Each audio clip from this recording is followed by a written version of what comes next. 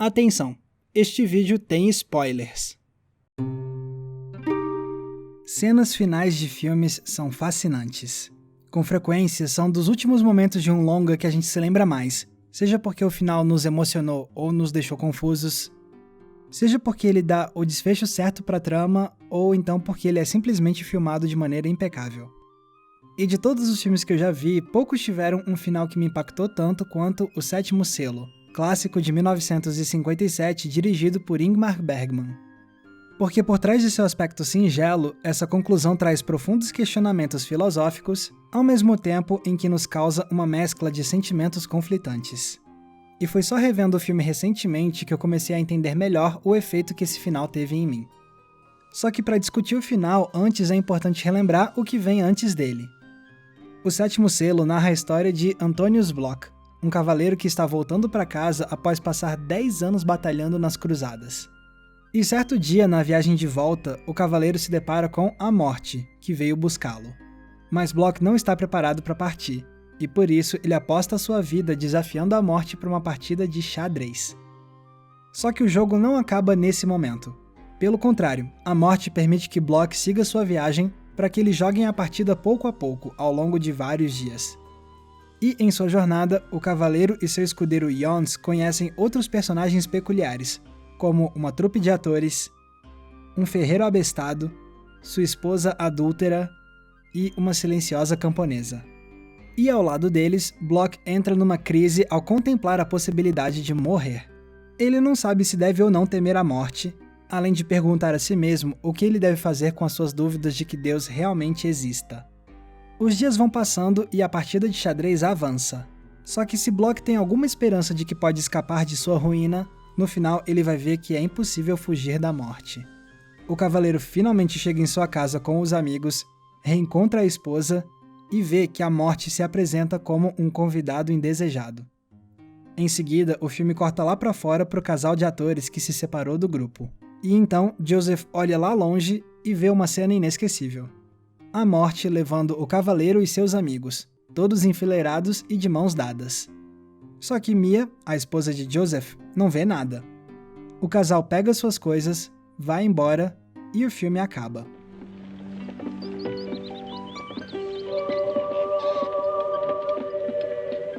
Então vemos que não temos exatamente o desfecho mais alegre do mundo.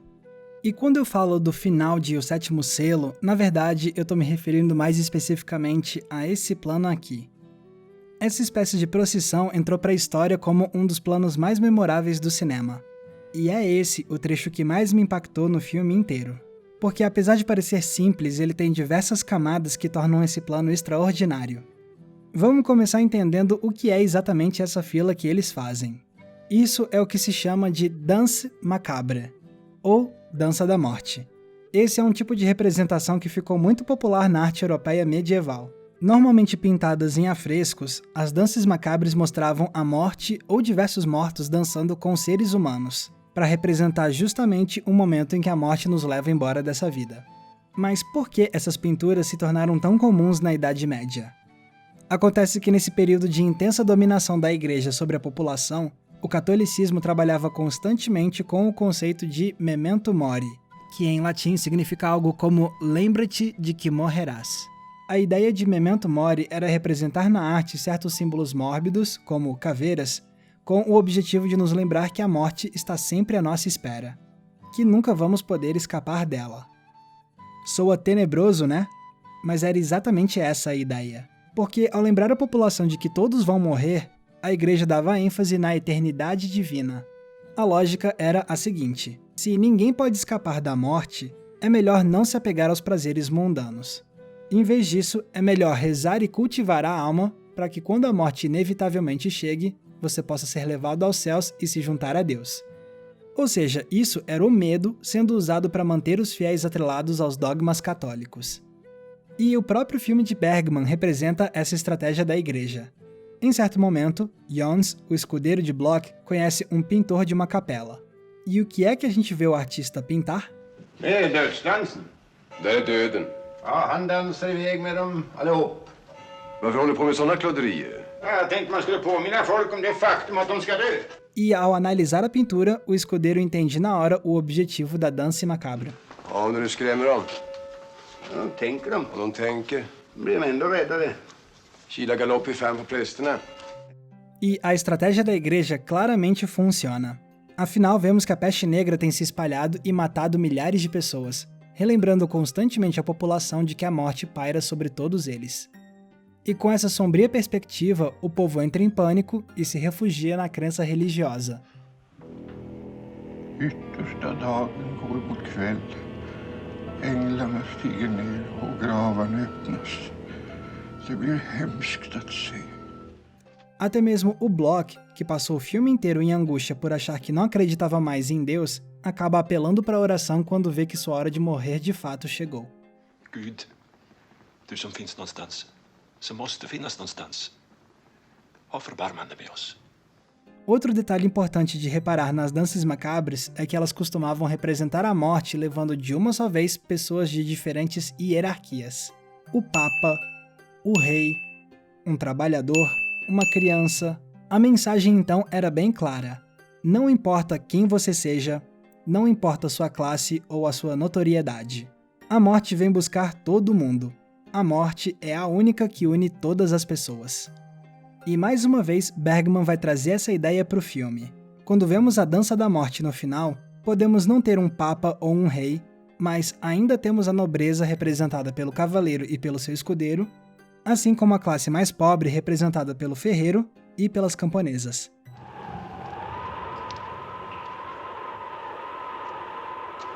Com toda essa relação entre o simbolismo católico e o medo da morte, esse plano já seria suficiente para me impressionar.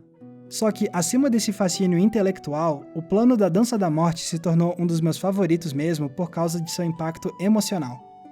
Essa é uma imagem poderosa porque ela é de uma enorme ambiguidade.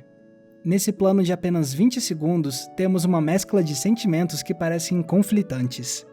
A princípio, a ideia de que a morte está levando esses personagens que a gente tanto acompanhou deveria ser algo aterrorizante para nós. Eles estão condenados.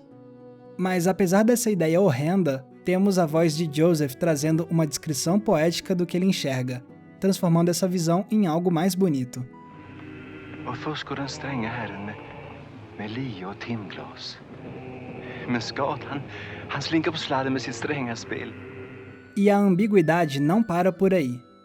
Não vamos esquecer que o que estamos vendo é uma dança da morte, um conceito que parece ser intuitivamente contraditório. Como pode haver ali a alegria de uma dança quando os dançarinos estão sendo levados para sua morte? E Bergman nos inquieta ainda mais nessa dúvida ao escolher filmar o plano de longe, com os personagens pequenos e na forma de silhuetas. Porque assim não conseguimos ver com total clareza o que está acontecendo. Observe que, por um lado, os personagens parecem dançar como se estivessem bêbados e contentes, em especial o cara que toca o alaúde no fim da fila.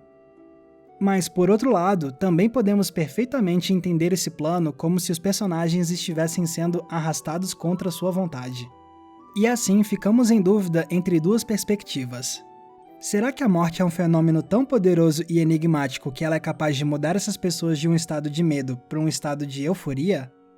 Ou ainda estamos vendo uma procissão de pessoas sendo levadas à força? Independentemente de qual seja a verdade, continuamos perplexos com a cena. Afinal, estejam eles felizes ou sendo levados contra a vontade deles, em ambas possibilidades estamos vendo algo trágico acontecer. Och den stränga herren, döden, bjuder dem till dans. Han vill att de ska hålla varandra i händerna. Och så ska de tråda dansen i en långa rad. Esse conflito de emoções que o final nos causa é brilhante porque ele reflete perfeitamente o discurso que o Sétimo Selo faz sobre as diferentes reações que temos em relação à morte. Ao longo do filme inteiro, vimos que, por um lado, a morte é extremamente temida por todos os personagens por significar o fim da vida nessa terra. Mas também vimos que existe ali um discurso católico de que, na verdade, a morte é apenas uma etapa no caminho para irmos aos céus e sermos felizes ao lado de Deus. E também temos uma terceira perspectiva sobre a morte. Em certo ponto da trama, Block percebe que o fato de que ele vai morrer, na verdade, pode inspirá-lo a aproveitar a vida que lhe resta e apreciar a felicidade que as pequenas coisas mundanas podem oferecer. Jag ska minnas den här stunden. Stillheten i skymningen. Skål med smultron. Skål med mjölk. Ou seja, em O Sétimo Selo, a morte é, ao mesmo tempo, uma tragédia, um portão para uma vida eterna e uma motivação para viver alegremente. E se a morte pode ter todos esses significados, faz sentido que na dança final tenhamos de uma só vez sentimentos de tragédia, de poesia e de felicidade.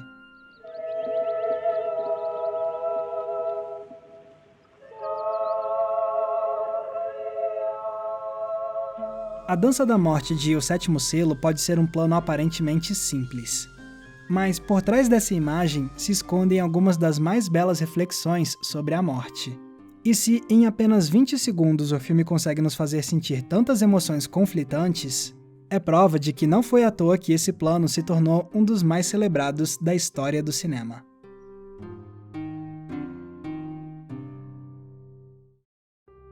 Galera, muito obrigado por terem conferido o nosso primeiro episódio de programação normal, após eu ter tirado umas semanas para descansar agora em janeiro. E eu tô muito feliz de estar de volta ao trabalho e podem apostar que eu tenho muita coisa legal reservada para o Entreplanos em 2019. E se vocês quiserem ajudar a gente nessa empreitada ao longo de 2019, vocês podem. Basta vocês se tornarem apoiadores do Entreplanos no Apoia-se. Os nossos apoiadores ajudam a financiar o nosso trabalho, com R$5 por mês, R$10 por mês, 25, o valor fica ao seu critério. E como forma de recompensa, esses apoiadores ganham acesso a conteúdos exclusivos que a gente prepara só para eles.